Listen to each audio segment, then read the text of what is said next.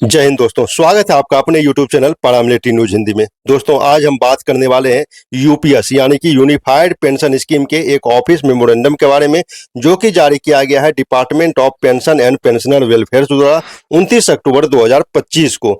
इसमें साफ बताया गया है कि अगर कोई कर्मचारी जिसने यूनिफाइड पेंशन स्कीम यानी कि यूपीएस को ऑप्ट किया है, यूपीएस लिया है, उसे डिसमिस या रिमूवल किया जाता है तो उसके पेंशन पर क्या असर पड़ेगा और उसके एनपीएस कॉर्पस पर क्या असर पड़ेगा।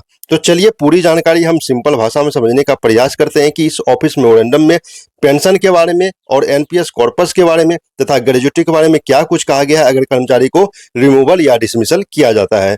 वीडियो में आगे बढ़ने से पहले अगर आप हमारे चैनल पर नए हैं तो चैनल को सब्सक्राइब कर लें, वीडियो को अपने दोस्तों के साथ शेयर करें तथा बेल आइकन को दबाना ना भूलें। जैसा कि आपको स्क्रीन पर दिख रहा होगा, आप देख ही लिए हैं, ये 29 अक्टूबर को जारी किया गया है department of pension and pensioner welfare द्वारा। सब्जेक्ट है इफेक्ट ऑफ डिसमिसल और removal from government service on the assured payout in respect of central government employee opted for unified pension scheme under the national pension system regarding। जो भी कर्मचारी यहाँ पर देख सकते हैं, जो भी कर्मचारी जो यूपीएस को ऑप्ट किए हैं एनपीएस के अंतर्गत, अगर उसको डिसमिस या रिमूवल किया जाता है तो उस पर क्या असर पड़ेगा।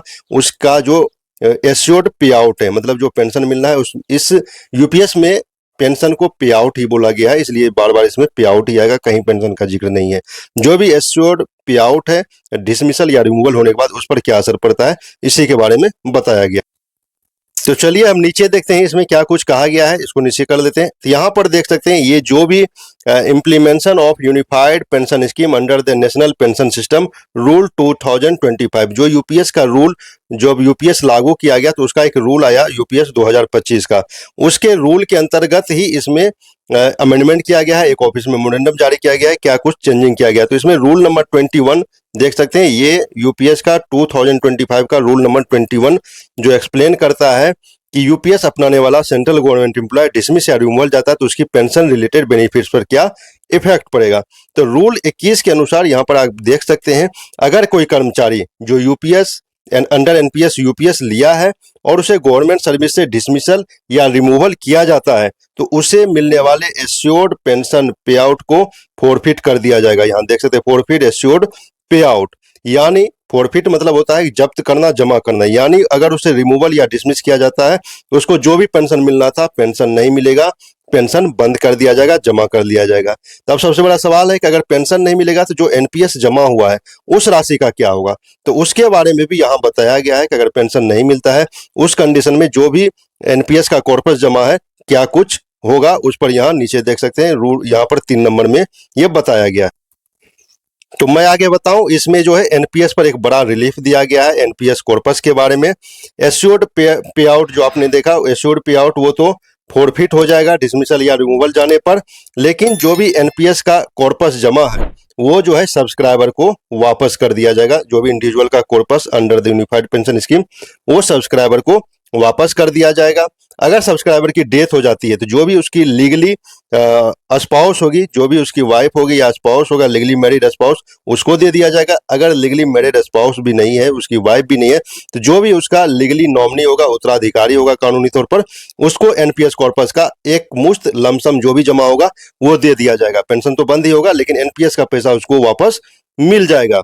इसके नीचे यहाँ पर जो 4 नंबर में है, आपने समझ लिया इसको। 4 नंबर में यहाँ पर बताया जा रहा है कि जो अब उसका ग्रेजुटी का क्या होगा। अगर किसी ने 25 ईयर्स, जैसे इसमें यूपीएस में 25 ईयर्स रखा गया है, ग्रेजुटी के लिए आप एलिजिबल होंगे, तो ग्रेजुटी का क्या होगा। तो ग्रेजुटी जो है यहाँ पर देख सकते हैं, gratuity under national pension system rules 2021 के अनुसार उसको मिलेगा।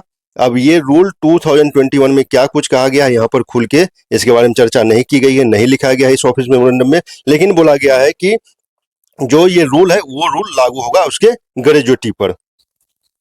और हम नीचे चलते हैं, क्या कुछ कहा गया है इस ऑफिस मेमोरेंडम में। तो यहाँ नीचे लास्ट में बोला गया है कि आप आखिर मतलब जो भी मिनिस्ट्रियल डिपार्टमेंट है सभी को इस नियम का स्ट्रिक्टली इम्प्लीमेंट किया जाए और यूपीएस एनपीएस से जितने भी कर्मचारी जुड़े हुए हैं सभी को इसकी जानकारी दी जाए और सभी को इसकी जानकारी पहुंचाई जाए। तो ये पूरा ऑफिस मेमोरेंडम जारी किया गया है 29 अक्टूबर 2025 को। तो मैं इसका एक निचोड़ एक लाइन में आपको बता दूं, अगर कोई यूपीएस लेते हैं, अगर आपने यूपीएस लिया है और आपको रिमूव कर दिया गया है या आप डिसमिस हो गए हैं, तो उस कंडीशन में आपका पेंशन बंद कर दिया जाएगा।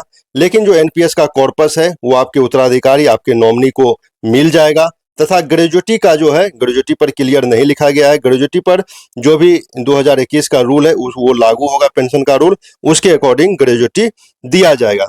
तो ये है यूपीएस की सच्चाई, जो कि केंद्र कर्मचारी लगातार इसको नकार रहे हैं और हमारे केंद्र अर्धसैनिक बल के जवान तो इसको लगभग नकार ही दिए हैं। तथा भारत सरकार रोज इसमें कुछ ना कुछ अमेंडमेंट करती है, कुछ ना कुछ चेंजिंग करती है। आप लोग को मालूम है, कभी ना कि इसका डेट एक्सटेंड किया जाता है, कभी कुछ चेंजिंग करके लाया जाता है। तो भारत सरकार से मेरा एक ही आग्रह है कि केंद्र अर्धसैनिक बल को एक बार ओपीएस लागू कर दिया जाए, ये झंझट ही खत्म हो जाएगा एनपीएस यूपीएस का।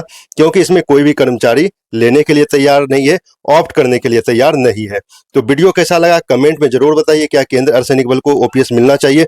ओपीएस फॉर सीएपीएफ कमेंट में आप लिखना ना भूलें। तथा इस वीडियो को अपने सभी दोस्त के साथ शेयर करें, ताकि उनको भी यूपीएस की जो सच्चाई है, असली सच्चाई है, उसको पता चले। क्योंकि यूपीएस तो बहुत पहले लागू कर दिया गया, लेकिन रोज इसमें अमेंडमेंट आते रहता है कुछ ना कुछ। तो इसकी सच्चाई से हर कर्मचारी को रूबरू होना बहुत जरूरी है। मिलते हैं एक नेक्स्ट वीडियो में नए अपडेट, नए जानकारी के साथ। तब तक के लिए जय हिंद।